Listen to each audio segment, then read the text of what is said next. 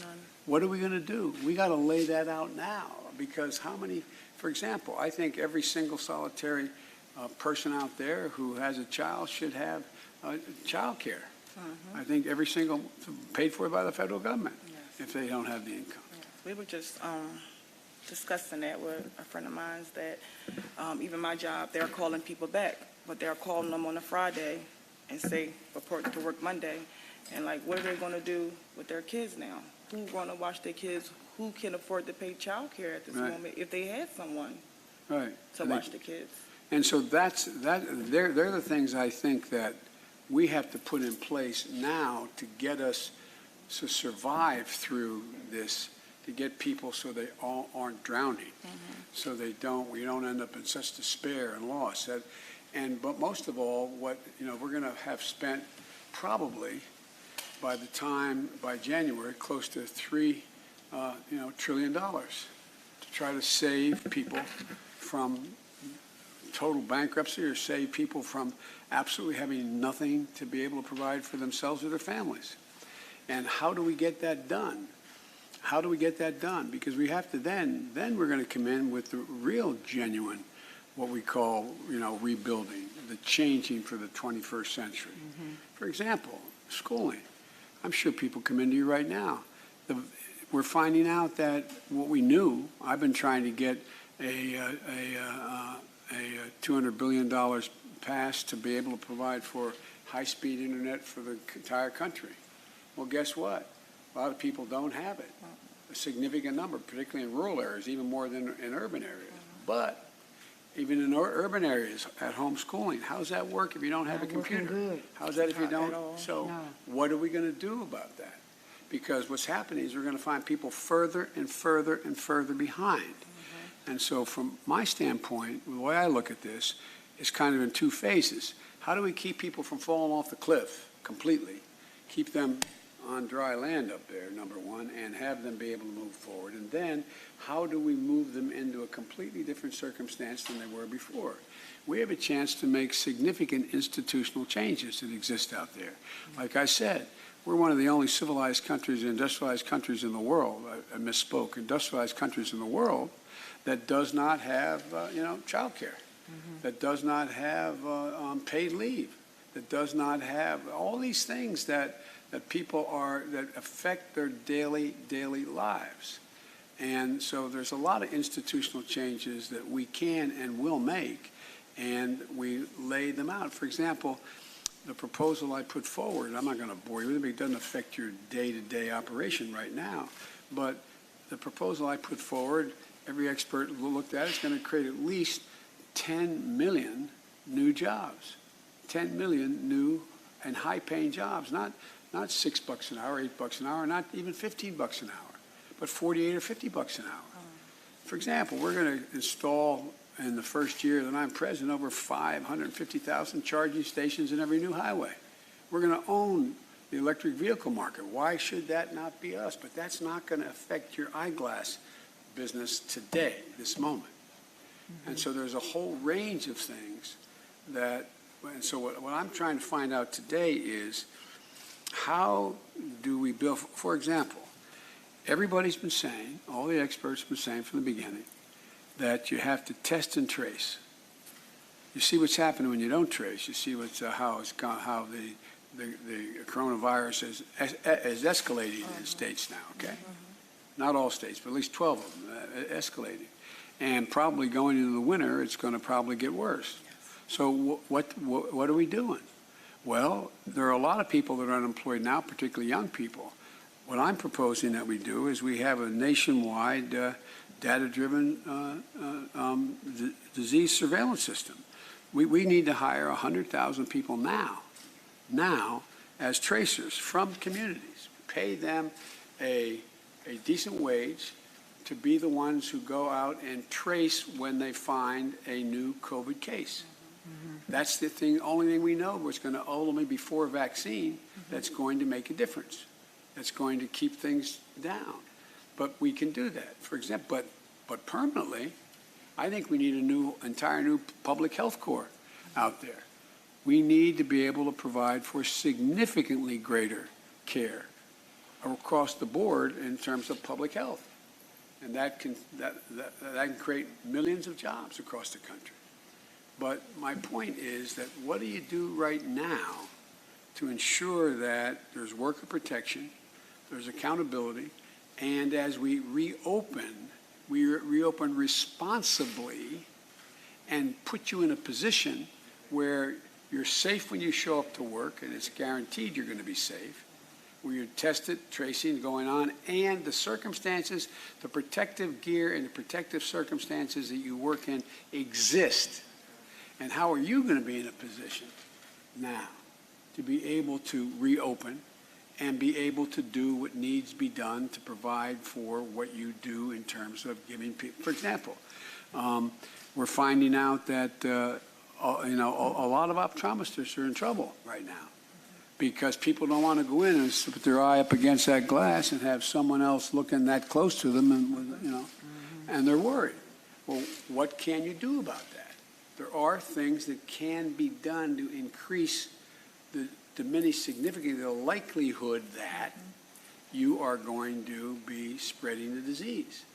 Because even if everything worked and you had everything available, for example, what's your instinct is how many customers have come in right now? If tomorrow you were able to say that you had no financial problems, you could have everybody back to work. Are you going to have the same traffic you had before? No, definitely not. That's my point. So this is not, this is why I wanted to talk just bread and butter about immediate things that can be done. Even if she had no debt overhang, even if none of her employees had children back at home or were worried about spreading anything, people aren't going to come in. So what enables that? Not anybody, but aren't going to come in. What you can do, and you're right about near term, you could begin to be able to get help in terms of how you have a business where you can go online and say, send me your prescription, I can have it filled. This is how we'll do it. And tell me the doc that gave you the prescription, and we will fill the prescription. We will, in fact, be able to do that. Or I need a new prescription, my doc tells me. And this is, so you can do a lot of, quote, telemedicine that way. But the first thing we have to do is, like, for example, the idea you get called back on a Friday, there's no one available on a Saturday, Sunday, or Monday, or a Tuesday, or a Wednesday, or Thursday, or Friday the next week to take care of the child. How do you get that done? Well, that's why I lay out here and I propose a significant child care capacity that we have to build, that we should build now and the government should be paying for as long as this crisis exists. And think of all the people who don't ask for testing. They're afraid to get tested, even if it's available to them, because of the cost. They think it's going to cost them something. And if they get sick and they have to acknowledge they're sick and quarantine for the days that they're sick or while they're sick, the cost of hospitalization. Right now, the President of the United States is trying to do away with the only health care policies out there. And you have millions of businesses, major businesses that have gone out of business where you, in fact, you lose your ability. They've gone out of business, big ones, where they provide health insurance. They've gone out of business, and what do you have? You've been paying in half for that program. Well, I think under the existing law now I think the federal government should pay the other half, as long as this exists, so you can maintain your privately held insurance. But the generic point I'm trying to make here is, and this is kind of, there's so much out there, is one, how do we enable you with surety to be able to go back to work and feel safe yourself, number one. Be able to ensure that your employees are physically safe. And thirdly, have a sign on the door that customers say, I can go into that business and I know I'm going to be protected because they've done everything that has been said that needs to be done in order to enhance the prospect that I will not, whatever I get in that store, whatever I get in that facility, I am going to get in a way that is not totally dissimilar that like it was before the COVID hit. And so that's why we need to be able to guarantee that we federally fund paid leave for workers who are caring for their families, We need to ensure that all workers that get sick from COVID, for as long as they need, that they're going to be, that their costs are going to be paid for by the federal government.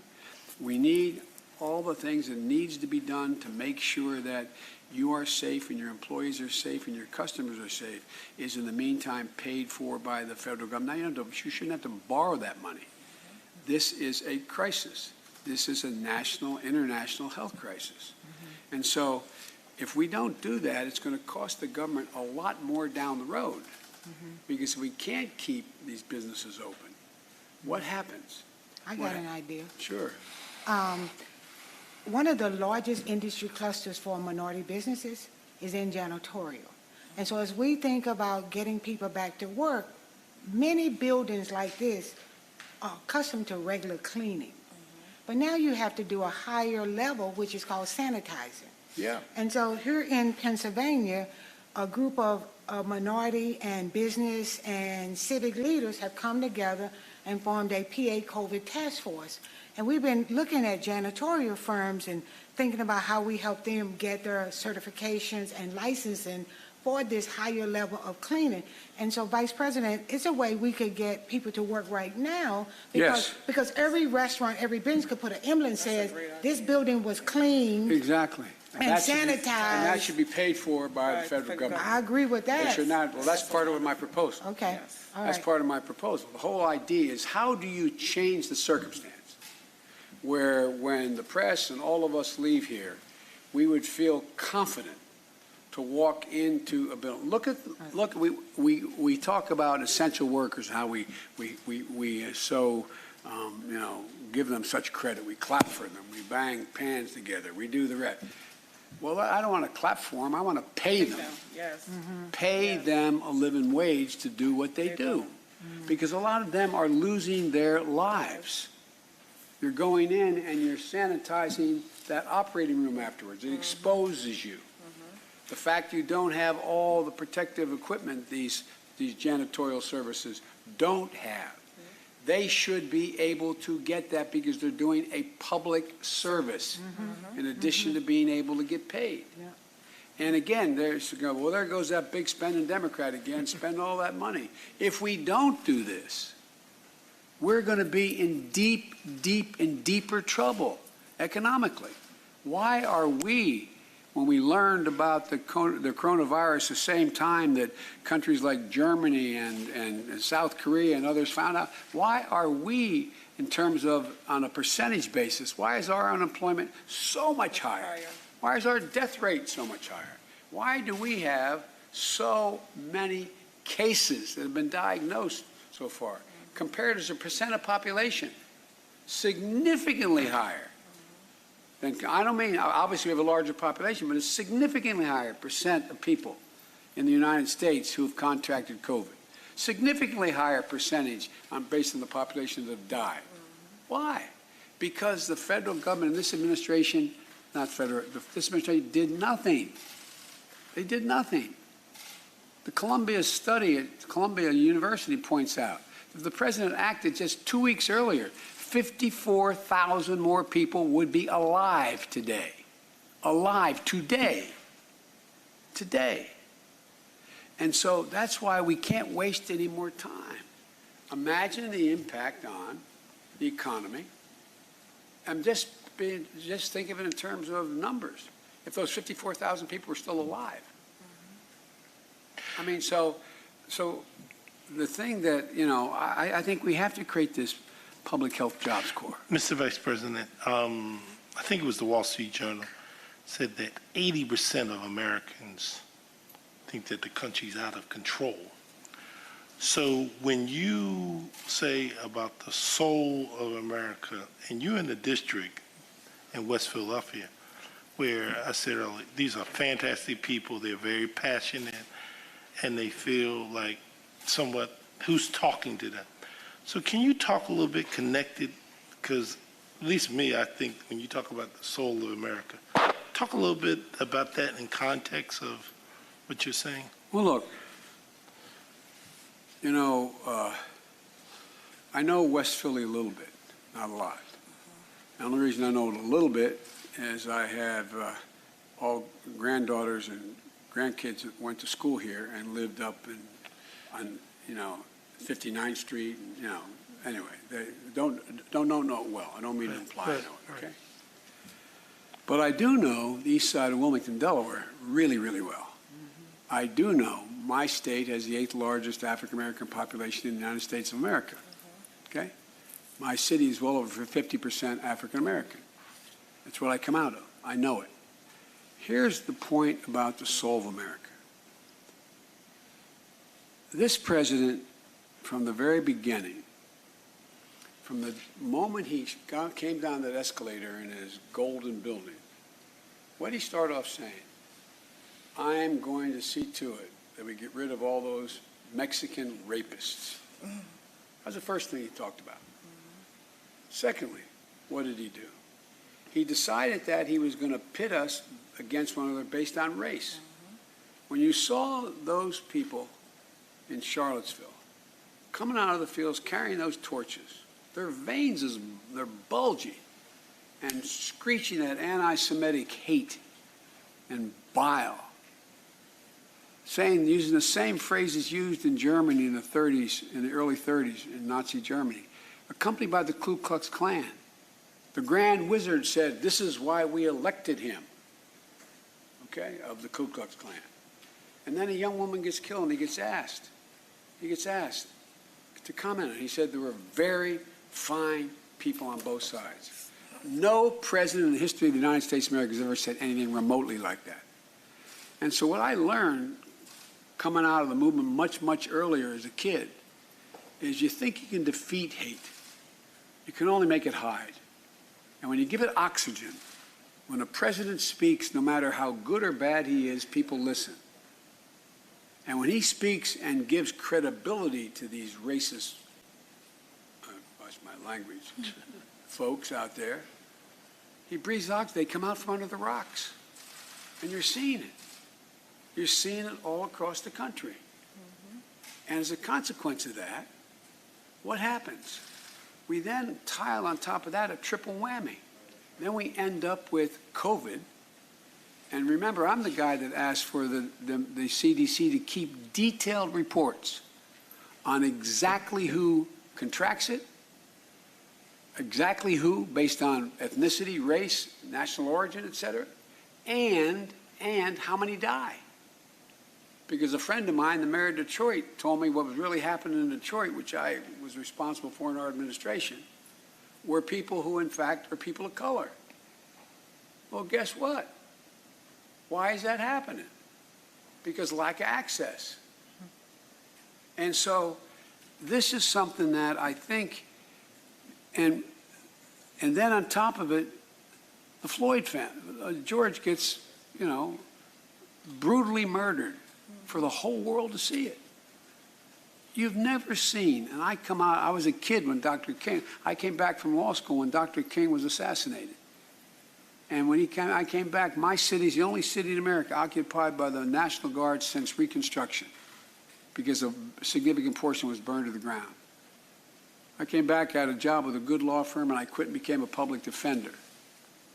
But even Dr. King's assassination did not have the worldwide impact that George Floyd's death did. Because just like television changed the civil rights movement for the better when they saw Bull Connor and his dogs ripping the clothes off of elderly black women going to church and fire hoses ripping the skin off of young kids. All those folks around the country who didn't have any black populations heard about this, but they didn't believe it, but they saw it.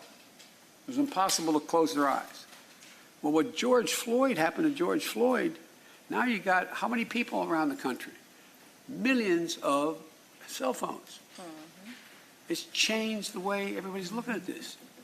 Look at the millions of people marching around the world. The world. So my point is that I think people are really realizing that this is a battle for the soul of America. Who are we? What do we want to be? How do we see ourselves? What do we think we should be? Character is on the ballot here. That's what this is about. And so that's why I'm convinced that with rational proposals that cost a lot of money, the American public is ready to step up. They understand the need to make these systemic changes, dealing from racism to structures that our economy has just stacked the deck against anybody who doesn't have any money. So for me, I think it's important that we lay out what isn't happening, who it's negatively affecting, and why it is a continuation of the systemic problem we have. Why, by the way, the unemployment rate among Latinos is higher than among blacks. They're both ridiculously high. But what do we talk about? Well, we got to take the blinders have been taken off the American people. And they're looking at it and they're saying, we got to do something. This is not who we are. This is not the world I want my kid growing up, even if they are upper middle class folks. This is not the world I want my kids growing up in. So we have a chance. But I think it's important to lay out ahead of time what are the things that will most affect your collective ability to be around, have jobs, and have the capacity to grow when we get this under control. And that takes you to the thought about wealth. That's why every single first-time home buyer, I provide for a $15,000 down payment, period. Period. That's why I make sure that we double the amount of money that goes from the federal government to small business operations in every state, from $1.5 trillion to $3 trillion. I mean, it should be $3 billion, taking off the sidelines about $60 billion. That's what it will do. That's all about people being able to get the kind of loans and or guarantees that they need to be able to move. We have to start educating people that the evidence is that black entrepreneurs are equally successful as any other group of entrepreneurs. Their success rate is as high or as good. But we've got to provide the mechanisms. And I guess, as I said, maybe this is just too wonky, as we say, too much detail about how to get there. But we have to do, in my view, we have to create a testing and personal protective gear right off the bat for businesses that they don't have to pay for, so they can, in fact, move forward. Secondly, we got to go out there and we got to make sure we're in a situation where we guaranteed paid leave for anybody who cannot show up because they have somebody suffering from the disease and or they have to be quarantined. Thirdly, it seems to me we have to go out there and make sure that we're in a position where we ensure workers have the protection and there's accountability for those companies, those bigger companies that don't provide that protection. And that's where you get in the whole idea of what are the standards that are going to be set up by OSHA and how we're going to make sure they're kept. I think we have to build a national contact tracing workforce that has the benefit of putting 100,000 people to work now to get paid in excess of $15 an hour just to do the tracking by the federal government. That's the thing that's going to pull things under control. And I think we also have to protect older Americans and those with disabilities and, require big employers to tailor work requirements to their needs. And we have to create this, I think, this safer shopper program, because no matter how good you do, unless people are confident they can walk in and be okay, they're not going to walk in your door. And then we have to restart small businesses. We got to do it in a big way, and that deals with everything from allowing you to be able to get grants for fixed cost in addition to keeping people employed. We have to make sure we grant businesses a cost of restarting in this challenging environment. And we have to reopen our schools and our child care programs. But there's no guidance. There's no guidance out there for how you do that. No guidance. So that's, and I think this is a reflection. If we don't do this, Dwight, it does reflect the lack of a soul. Because so many people are in trouble right now. And we're getting virtually no guidance from the White House. just going to open up. He's going down to Texas on Juneteenth, right? The first major massacre, literally speaking, of the Black Wall Street, right, years ago. And he's going to have a rally. Going to have a rally. And he doesn't wear a mask. And he doesn't think this. I mean, come on.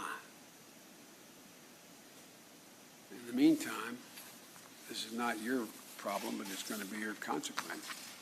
He's also doing enormous damage to us internationally. We walk away from any cooperation with the World Health Organization. We walk away from any cooperation on vaccines. And I see what worries me the most, I see nothing that is being done to prepare for what the experts and scientists are telling us is likely to be a bounce back. You already have the CDC say they do not have enough protective gear stockpiled now for what's happening. You got 12 states. I'm praying that this is an aberration, but I don't think so. I meet with almost 4 days a week. I have an hour to an hour and a half briefing with Vivek Murthy and the former head of the FDA and the health staff. They're worried. They're worried about what's coming back. And again, what we said from the beginning, I'll stop. You got to have testing and tracing. You've got to have all the protective gear necessary, and you've got to have it stockpiled now, just as a bare minimum to start. But I also think that what we should be doing is giving you and other businesses the ability to say, this is a circumstance in which you can reopen safely. These are the things that have to be done in order to do that. We will pay you to help you do that because it's in the national interest to do that. You will be able not only to be able to have money to keep people employed, but to provide for overhead and infrastructure that you need in order to be able to get, because I think what you said, Tiffany, is you've been completely honest with me. Even if tomorrow you had no restrictions on, you open up completely, who's going to show up?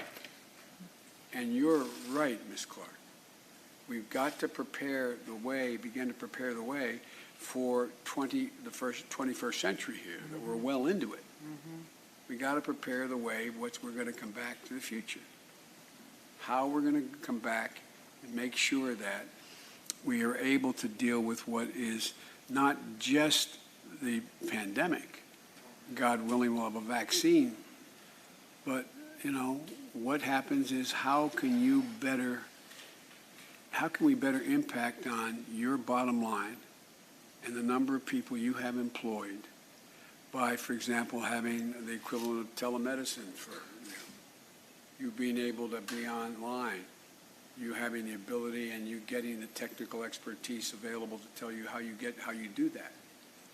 And that should be a federal government responsibility as well.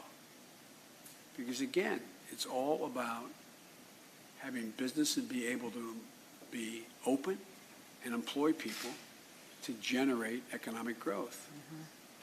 And I haven't even gotten into the things which are even larger.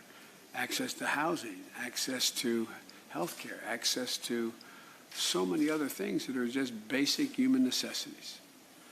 But I've talked too much. Why don't I yield to you guys for anything you want to summarize and or ask me or me to do some research on?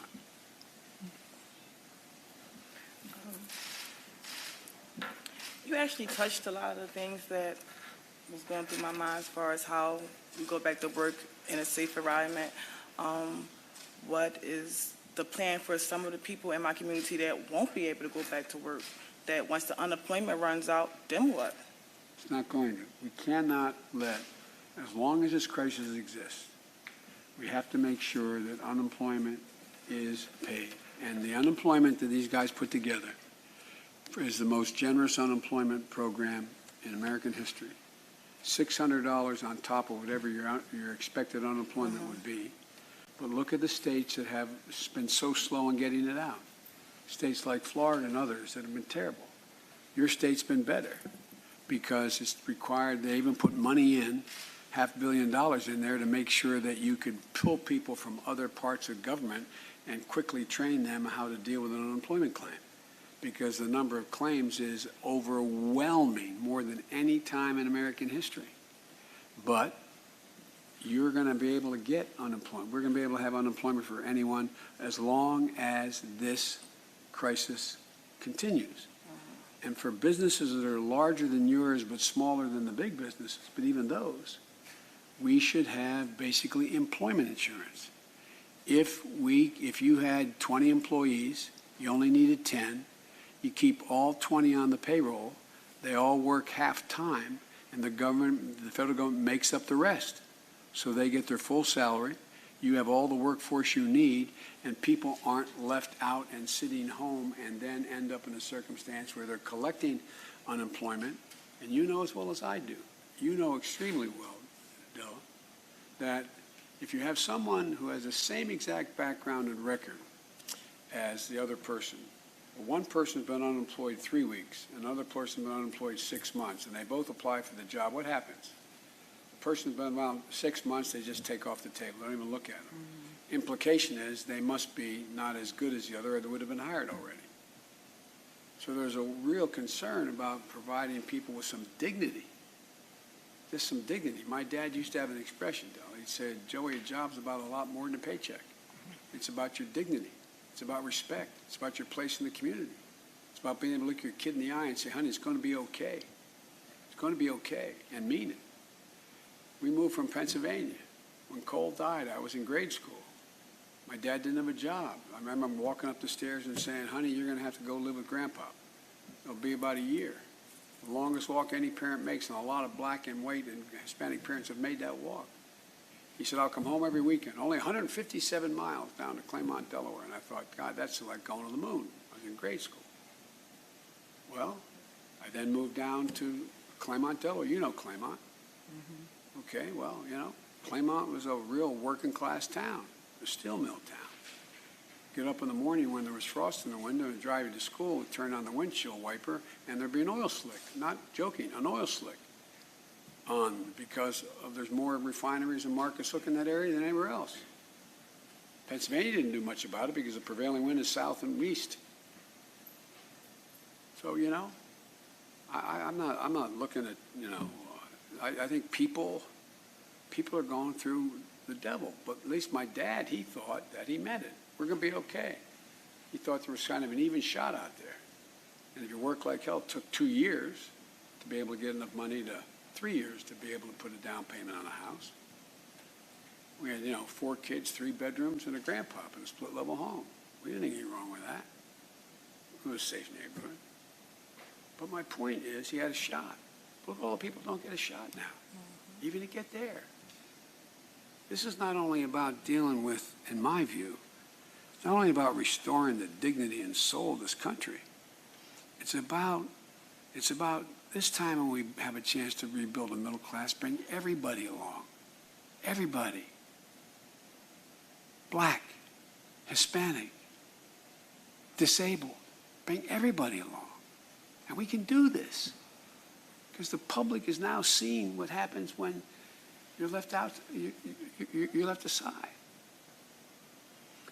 Or more of your folks have died providing services. The grocery store workers stacking the shelves have died. And all of a sudden people are realizing that people who can shelter in place, like you all have been able to do, and me, who's been carrying us on their back? The essential workers. Anyway. I think they want to take a picture of us. That's what you want to Well, does anybody want to say anything? Because what I need is your phone numbers, too. Okay. So I want to be able to call you, too. For real. One of my big concerns, Vice President, is time.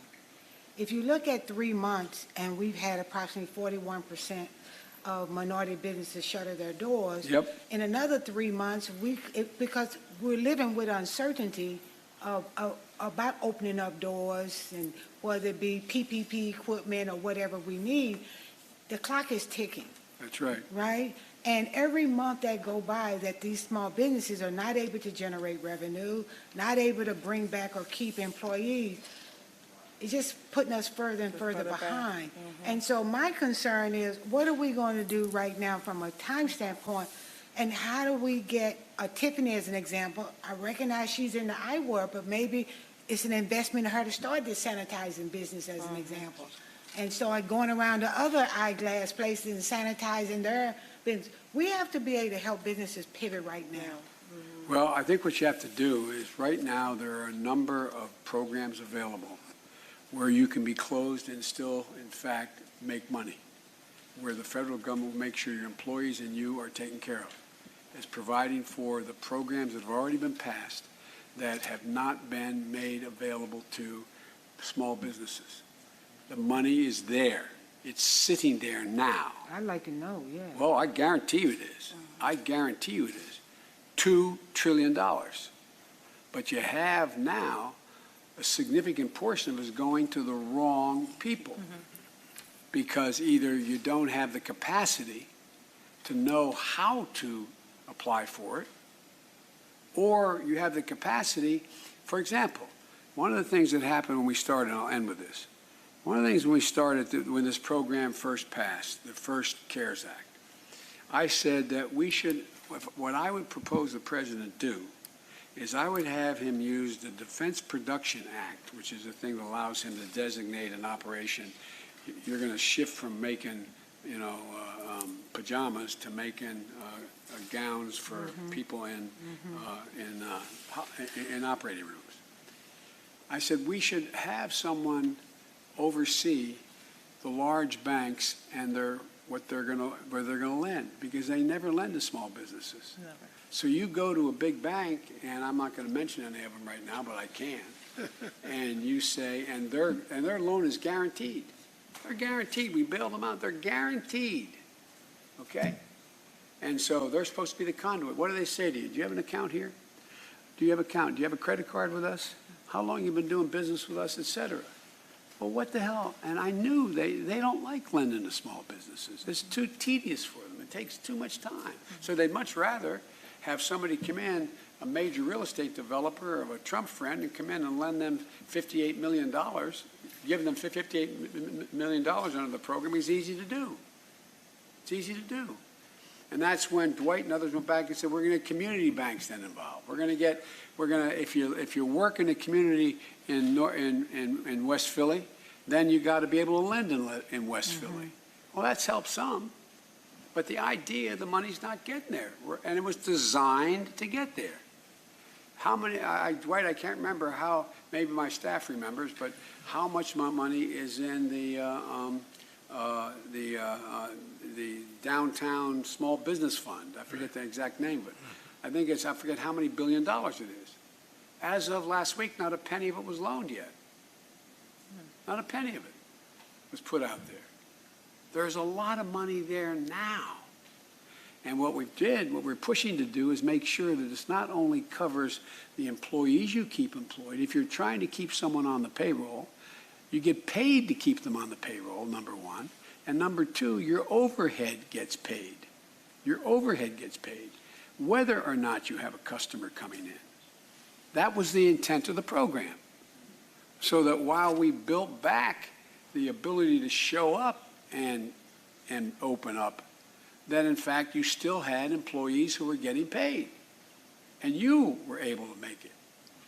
So you didn't lose your business. How many people are losing their business because they're basically going bankrupt? They're going bankrupt. Think of all the people right now in West Philly who have a home who can't pay their mortgage now. Well, they should be guaranteed while this is going on, their mortgage gets paid. How about rent? Look at all the people now. They're sitting there and they're saying, okay, so I get a loan, but what happens when, in fact, 6 months from now I have a rent check, a rent bill that I have that is, I don't know, $6,000 or larger. Where do I get the money for that? And so that's what these programs were designed to do to help.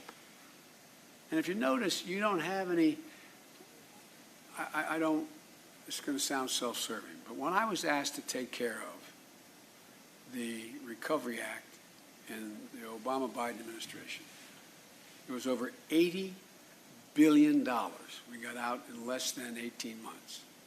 I was on the phone every single day. I spoke with over 156 mayors. Every governor but one, the woman from Alaska, could see Russia from her front porch. Okay? I tried, but she was not interested. All kidding aside. And they'd say, well, I'd say, we need this much money. I said, okay. And this is what we're going to do to increase employment. We're going to build, one guy said, we're going to build a polar bear park. I said, no. He said, under the law, I can do that. I said, yeah, you can, but it's going to make the program look silly. Here's the deal. If you build it, I'm going to come out and hold a press conference and say you're wasting money. You wouldn't do that. Try me. Try me. It takes moment to moment to moment care. But guess what? The money got to where it had to go. Kept all those teachers employed because the states couldn't pay for them. Kept all those firefighters on the job because they couldn't be paid for. Those first responders on the job because they couldn't be paid for. That's where it came from. But look what's happening now. This guy won't, Dwight's been trying to get money for state and local assistance because they all have balanced budgets. Correct. And what's happened? They're all going into gigantic debt and they can't borrow the money. And it's not happening. So there are answers. There are answers. And there are answers that are available right now. But, you know, this idea of somehow separating the COVID crisis from the jobless crisis is a fool's errand. They're tied together. Unless you deal with the COVID crisis, you're not going to be able to openly deal with the job crisis. And they're simultaneous. But like I said, even now, we have a, let me give you a few little points. Texas has reported the highest number of hospitalizations since the pandemic. Meanwhile, the White House task force on the pandemic has not even met since May the 28th. Okay, hadn't even met. And the testing czar, the guy supposed to be the czar to set up testing, is resigning. What is this? What in God's name are we talking about? So, you know, we got to be able, that old saying goes, walk and chew gum at the same time here. Because there's no reason why a woman who's as capable as you running a business should be in a position as a consequence of the failure of the president and the administration to be able to deal with this crisis, essentially going out of business and have nothing over your head. No reason. None. This money wasn't supposed to go to the Fortune 500 companies. And I mean, seriously. I'm not making them, they don't need it. But look at what's happening. So, anyway, what I'm going to do is I'm going to make up I'm going to send you a memo that lays out the specific things that I think we could do to promote small businesses, particularly minority-owned businesses, and make sure how we do it so you know what I'm talking about and what we do in the real recovery when we invest real money to create significantly new jobs. I'll send to you what we're doing relative to all the issues relating to the health and safety of SEIU workers. I mean, you represent everyone from nurses all the way down to sanitation workers, and what we do. And I'll send you, Tiffany, a layout of what I think, and I will get one of my experts on the phone with you to see how we can actually personally try to figure out how we can guide you to get to the programs that are available to you. And just send me that I want to win. Well, Dwight, you know, if I win, it's in no small part because you came out early to say I should win.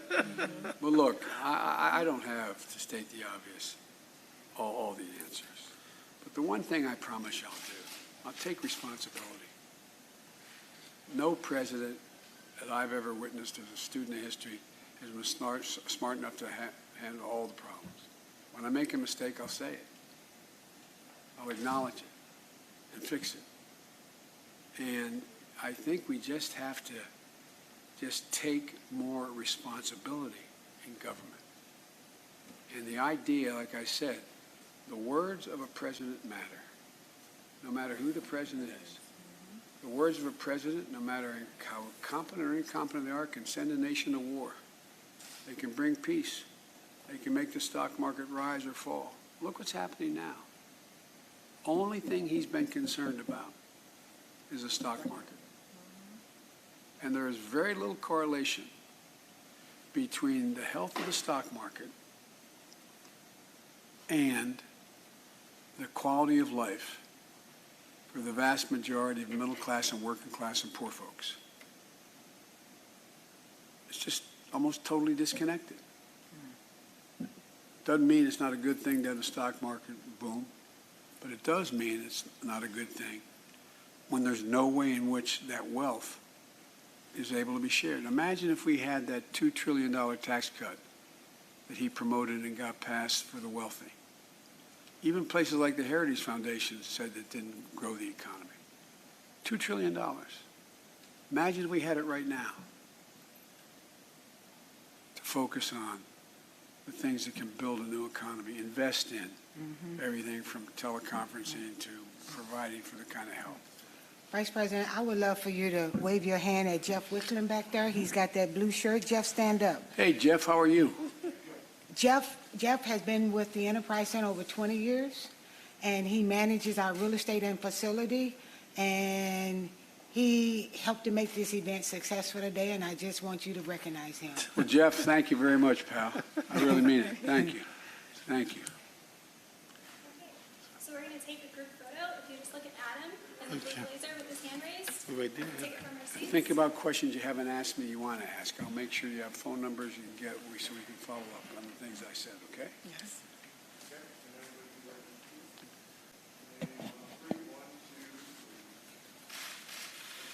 Thank you. I'm smiling. I forgot I had a mask on. Yes, I do that all the time. Well, I'll tell you what. You saw the heat I got for wearing a mask and Trump not wearing a mask. Yeah. But I tell you what. Science matters. Yes. So anyway. Dwight, thank you, pal. Anytime. I really Anytime, mean it. Vice Thank President. you. And Anytime. I got my make sure card. staff took all those notes and I'm Yes. going to follow up on each. I got my card, Vice President. Right. All right. She good. There you go. Thank you. Yeah. I think we have Tiffany's number, I think. I'm not certain. We Yes. have all of their numbers and notes on the follow-up if you want. Okay. Dwight, thanks, pal. Thank you. Anytime, Vice President. Thanks for the passport into your district. Oh, I appreciate you were here a week ago at City Hall. Yep. That's in there. So if you want to get a place, let us know. Well, I tell you what, all I know is that I'm still, my son who passed away went to Penn, and he had to borrow the money we had to borrow to get there, and he's never missed a payment, and so I'm still hanging out, paying off the last end of that loan. But it was the best thing that happened. Philly's a great city. Thank you. Thank you for Thank having you very us. much. Thank you. Thank you all. Appreciate it. Thank you. Thank you.